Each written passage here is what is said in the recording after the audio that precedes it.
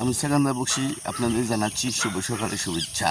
আর আমি ঈদের মধ্যে যে বাড়িতে আসছি, সেটা বাড়িতে আসার পরে যে সকালবেলা যে হাঁটা একটা স্বাস্থ্যের জন্য যে উপকারী, সেই উপকারিতা আপনাদের মধ্যে আমি তুলে ধরলাম। আর গ্রামে আসলে আমি প্রতিদিনই মোটামুটি হাঁটি, আর হাঁটার যে একটা উপকার, সেই উপকারটা আমি পেয়েছি। আর গ্রাম বাংলার যে সকালবেলা যে প্রকৃতিটা ঠান্ডা, স্তব্ধ, তারপরে পাখির যে একটা কলকাকুলি, সেই কলকাকুলিটা আমার শুনতে খুবই ভালো লাগে। সেটার কিছু অংশ আপনাদের মাঝে আমি একটু ভিডিও ফুটেজের মাধ্যমে দেওয়ার চেষ্টা করলাম।